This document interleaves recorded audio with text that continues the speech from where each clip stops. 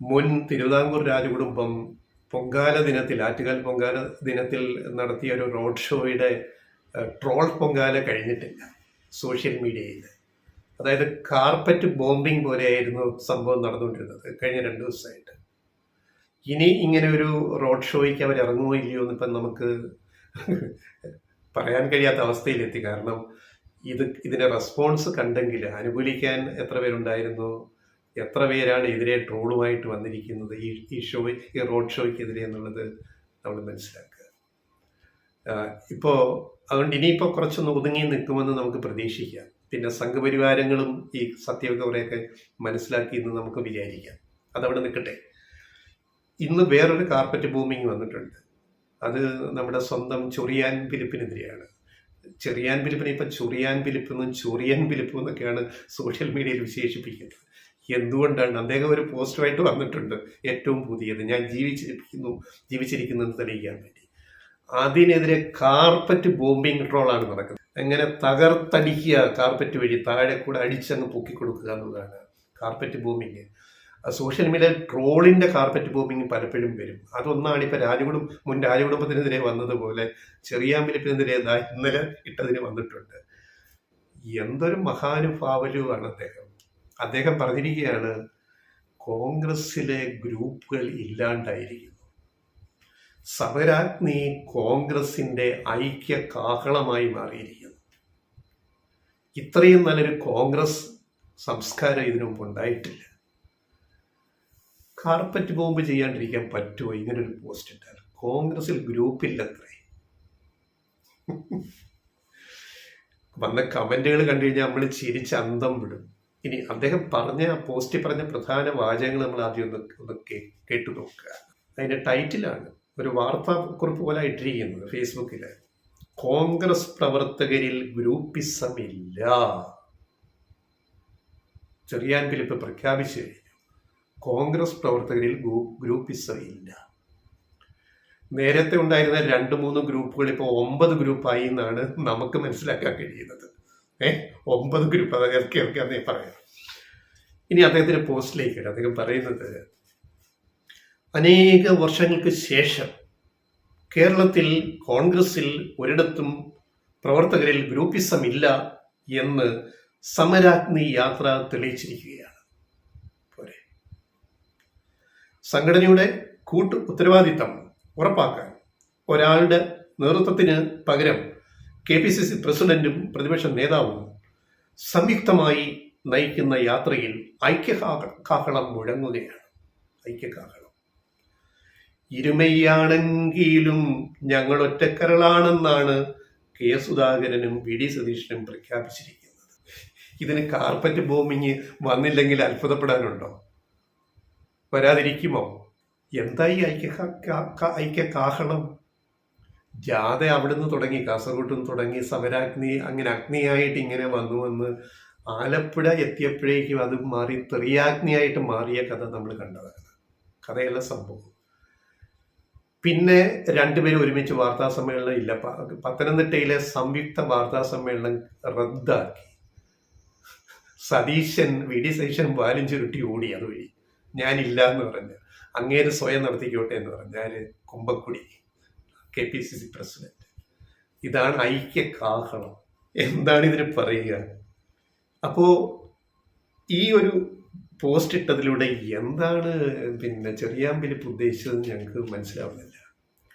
ഇത് കരുതി കൂട്ടി സുധാസതി കോൺഗ്രസ് നേതൃത്വത്തിനെതിരെ ഇട്ട ഒരു പോസ്റ്റാണോ ഞങ്ങൾക്ക് സംശയമുണ്ട്.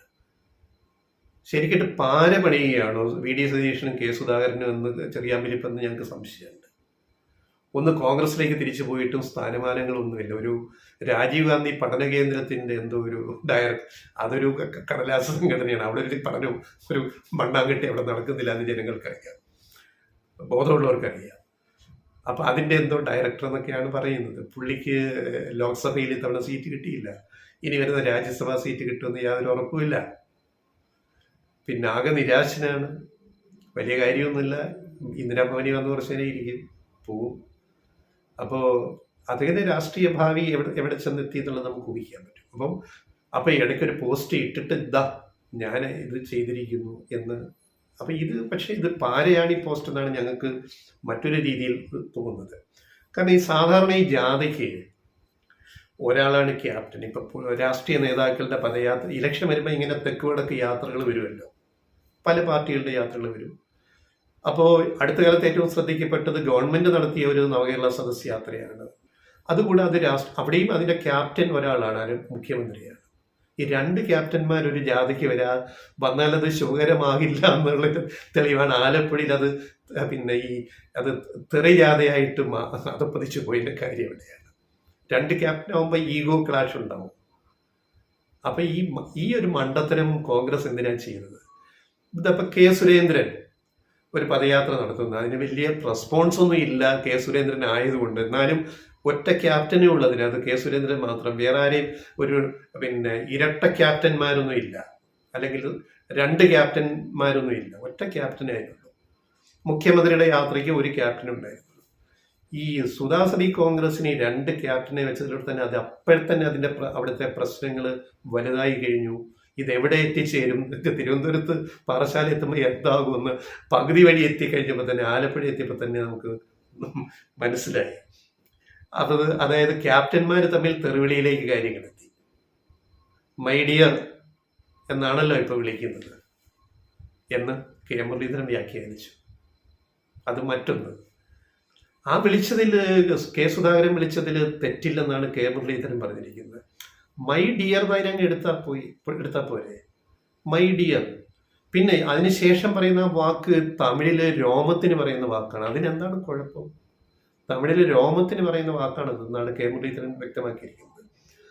ഈ പുസ്തക പ്രസാധകര് അടുത്ത ഡിക്ഷണറി നിഘണ്ടു ഇറക്കുമ്പോൾ ഞങ്ങൾക്ക് പറയാനുള്ളത്, കെ മുരളീധരന്റെ ഈ പുതിയ വ്യാഖ്യാനങ്ങൾ കൂടി ഈ വാക്കുകളുടെ അർത്ഥത്തിൽ അതിൻ്റെ അകത്ത് ഉൾപ്പെടുത്തിയാൽ നന്നായിരിക്കും. അടുത്ത എഡിഷൻ DC ബുക്സോ മറ്റാരെങ്കിലുമോ സർക്കാരോ ഒക്കെ ഇറക്കുകയാണെങ്കിൽ കെ മുരളീധരൻ ഇപ്പൊ നടത്തിയ വ്യാഖ്യാനമുണ്ടല്ലോ, ഈ ഭാഷാപ്രയോഗത്തിലെ ഒരു വളരെ പണ്ഡിതനായ കെ മുരളീധരൻ പറഞ്ഞ ഒരു കാര്യം, ഈ ഗ്രൂപ്പുകൾ മുമ്പ് ആ കോൺഗ്രസിലാകെ 2 ഗ്രൂപ്പായിരുന്നു, A group, I group. K Antony, Oommen Chandy നേതൃത്വം നൽകിയിരുന്ന എ ഗ്രൂപ്പ്, പിന്നെ കെ കരുണാകരൻ, ലീഡർ കരുണാകരന്റെ ഐ ഗ്രൂപ്പ്. പിന്നെ ഇടയ്ക്ക് നിന്നൊക്കെ തിരുത്തൽവാദികളൊക്കെ ഉണ്ടായി, വന്നിട്ടൊരു 4ാം ഗ്രൂപ്പൊക്കെ ഉണ്ടായി. പിന്നെ MA ഷാനവാസ് അദ്ദേഹം മരിച്ചുപോയി, രമേശ് ചെന്നിത്തല അതിനെ നയിച്ചു. പിന്നീട് അവരുടെ ഒരു ഗ്രൂപ്പ് പിന്നീട് ഉണ്ടായി വന്നു. പിന്നെ സുധാകരൻ തന്നെ, മുൻ KPCC പ്രസിഡന്റ് സുധാകരൻ തന്നെ പിന്നെ പറഞ്ഞത് ഇപ്പൊ ഗ്രൂപ്പുകളുടെ എണ്ണം 8 എന്നാണ് കഴിഞ്ഞിടയ്ക്ക് അദ്ദേഹം പറഞ്ഞതാണ്. അവിടെയാണ് ചെറിയാവിൽ പറയുന്ന ഗ്രൂപ്പ് ഇല്ലാതായി കേരളത്തിലെ കോൺഗ്രസിൽ, ഐക്യ കാഹളം. എന്തല്ലേ ഇനിയിപ്പോ കോൺഗ്രസിന് എന്താ പേടിക്കാനിരിക്കുന്നു? എന്ത് പേടിക്കാൻ? ഒറ്റ ഇതാ സെമെന്റ് ചെയ്തിരിക്കുകയല്ലേ, ഒറ്റ ഗ്രൂപ്പില്ലാതെ ഒറ്റ ഒരു ശരീരമായിട്ട് അങ്ങനെ ചേർന്നിരിക്കുകയല്ലേ. ഇതൊക്കെ അങ്ങ് പൂഞ്ഞാറ്റിൽ പോയി പറഞ്ഞാൽ മതി എന്നാണ് നമുക്ക് ചില കമന്റിൽ ആൾക്കാർ ചെറിയാൻ വലിപ്പിന് കാർബൺ ബോംബിങ്ങിൽ പറഞ്ഞിരിക്കുന്നത്. ഇതങ്ങ് പൂഞ്ഞാറ്റിൽ പോയി പറഞ്ഞാൽ മതി എന്നാണ് ചില കമന്റ്സുകൾ വന്നിരിക്കുന്നത്. അപ്പൊ ഇപ്പൊ 9 ഗ്രൂപ്പുണ്ട്. അത് പിന്നെ എ തന്നെ 3 ഗ്രൂപ്പായിട്ട് കഷ്ണമായിട്ട് മാറി. എയ്ക്കകത്ത് തന്നെ 3 ഗ്രൂപ്പായി. പിന്നെ ഐക്കകത്ത് 5 ഗ്രൂപ്പായി. 5, 3, 8 പിന്നെ ഗ്രൂപ്പുകളുടെ എണ്ണം കൂടി എന്ന് പറഞ്ഞാൽ VM സുധീരൻ ഒരു ഗ്രൂപ്പുണ്ട്. അപ്പൊ എത്രയായി? 9 ഗ്രൂപ്പ്. ഇനി ഒരു ഗ്രൂപ്പ് കൂടി വേണമെങ്കിൽ ഉണ്ടാക്കാൻ പറ്റും കോൺഗ്രസിലെ, മൈ ഗ്രൂപ്പ്. അതിന് സാധ്യതയുണ്ട്. ഈ ജാഥ സമരാഗ്നി അങ്ങ് പാറശാല എത്തുമ്പോഴത്തേക്ക് ഒരു മൈ ഗ്രൂപ്പ് കൂടി കോൺഗ്രസിൽ ഉണ്ടാകാൻ സാധ്യതയുണ്ട്. അതിന് വേണേൽ ഒരു ബഹുമാന പുരസ്സരമായിട്ട് അതിന് മൈ ഡിയർ ഗ്രൂപ്പ് എന്ന് വേണമെങ്കിൽ ഇടാൻ പറ്റും. അപ്പൊ 10, 5, 10 ഗ്രൂപ്പുള്ള അതിശക്തമായ കോൺഗ്രസ് ആണ് വരാൻ പോകുന്നത്. അതിനെയാണ് ചെറിയാൻ ഫിലിപ്പ് സപ്പോർട്ട് ചെയ്യാൻ പോകുന്നത്.